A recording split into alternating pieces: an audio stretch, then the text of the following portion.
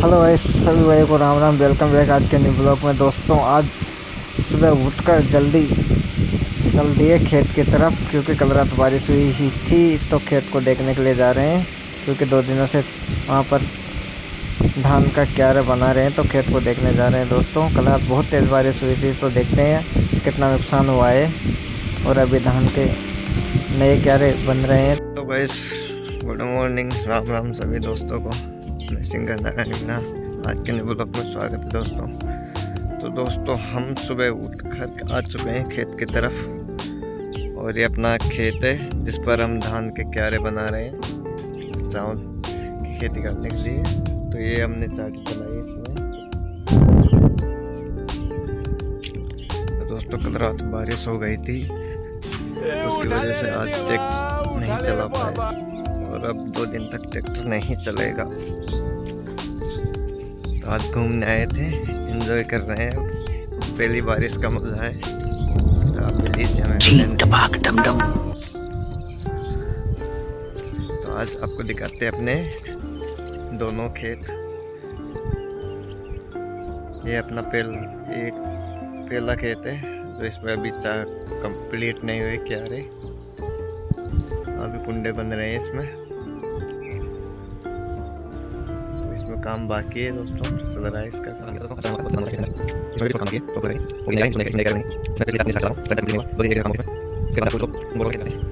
तो दोस्तों काफ़ी कीचड़ हो चुका है, तो चलने में दिक्कत आ रही है यहाँ पर। अभी बार बार जूते खुल रहे हैं। तो हम जा रहे हैं अपने दूसरे खेत पर, जहाँ पर अपना बोर और पूरा सिस्टम वहीं पर है, वहीं से यहाँ पर पानी आएगा धान के लिए। तो दोस्तों चौमासे में बारिश के टाइम पर काफ़ी दिक्कतों का सामना करना पड़ता है, बहुत मेहनत से फसल खड़ी होती है। आप जानते हो किसान की मेहनत बहुत ज़्यादा है। अभी से लगातार 4 महीने तक लगातार मेहनत करनी पड़ेगी, उसके बाद फसल दिखेगी। तो उसका भी पता नहीं होगी या नहीं होगी, उसकी भी गारंटी नहीं रहती।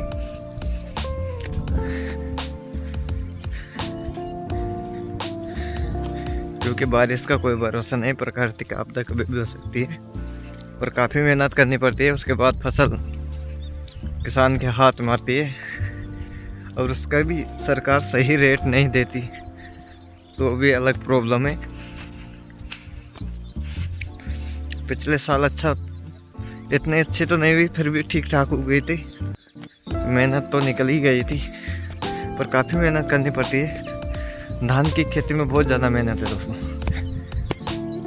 रात देखनी पड़ती है ना दिन, लगातार चलता रहना पड़ता है। ज़्यादा बारिश आ जाए तो प्रॉब्लम, बारिश ना आए तो प्रॉब्लम, हमेशा कुछ ना कुछ चलता ही रहता है। अपना दूसरा खेत भी यहीं पास में, ज़्यादा दूर नहीं है, तो आपको दिखाते हैं। चलिए, तो पहुंच चुके हैं दूसरे खेत पर। अपना ये दूसरा खेत है, इसमें 3 साल से धान कर रहे हैं हम। और इधर अपनी बोर है, ये देखो इधर बोर है।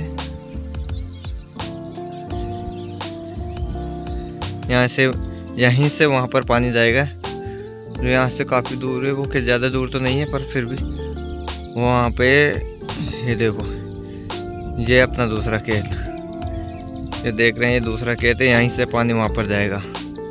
यहाँ से 2 खेत छोड़ कर है,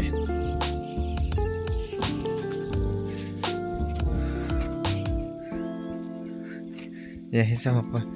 और दोस्तों ये नई लाइन खींच चुके हैं लाइट की, जो अब रेगुलर चलेगी, क्योंकि अगले साल बहुत परेशान किया था पुरानी वाली लाइन ने। जो अभी नई लाइन खींच चुकी है लाइट की, तो अब लाइट की दिक्कत नहीं रहेगी, लाइट वही भरपूर आएगी। और इधर पास ही अपने काका जी का खेत है साइड में। तो यहीं पे 6 क्यारे बने हुए हैं दोस्तों इसमें।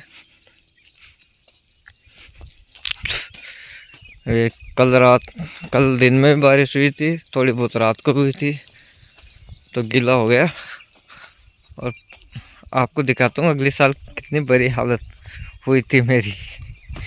ये देखो जगह जगह प्याड़े टूट चुकी है। अब इनको सही नहीं किया है अभी तक, क्योंकि मशीन वाला है नहीं है।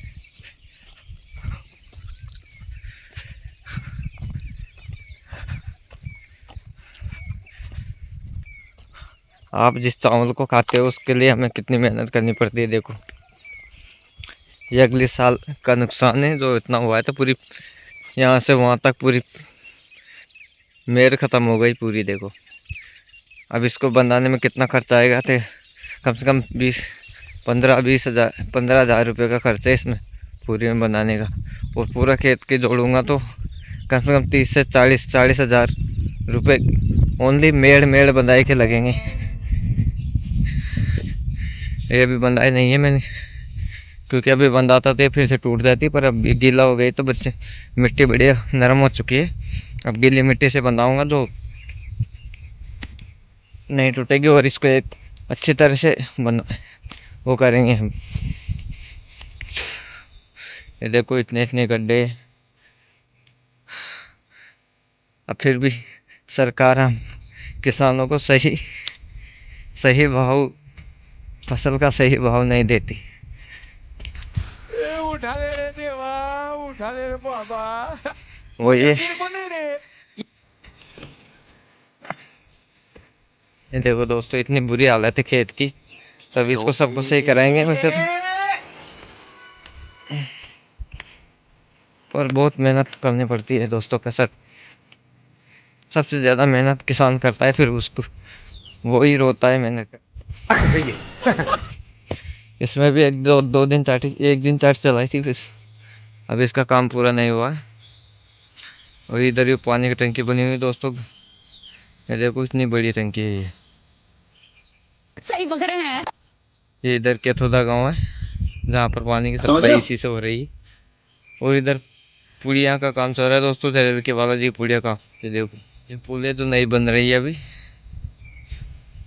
ये बनने के बाद ही थोड़ा बहुत हमें लाभ मिलेगा, क्योंकि फिर रास्ते बंद होने की समस्या दूर हो जाएगी ये पुलिया कंप्लीट होते ही। क्योंकि कोटा से डायरेक्ट सवाई माधोपुर का रूट सीधा हो जाएगा और हमें भी परेशानी नहीं होगी, क्योंकि हमें बारिश के बाद में घूम के जाना पड़ता है। कम से कम 40 से 50 किलोमीटर घूम के जाना पड़ता है सवाई माधोपुर। तो ये बनने के बाद वो समस्या दूर हो जाएगी, क्योंकि यहीं से 20-25-30 किलोमीटर सवाई माधोपुर है, वरना हमें कम से कम 80 किलोमीटर घूम के सवाई माधोपुर जाना पड़ता है। और ये सबसे बड़ी पुलिया है, राजस्थान की बहुत बड़ी पुलिया है ये। और इधर पाली की पुलिया है दोस्तों। तो इसी के साथ दोस्तों आपको मैंने सारा खेत दिखा दिया, और वीडियो हो चुकी है बहुत बड़ी, तो यहीं समाप्त करते हैं। ओके, स्वस्थ रहे, मस्त रहे, एंजॉय कीजिए, और कमेंट और लाइक ज़रूर कीजिए।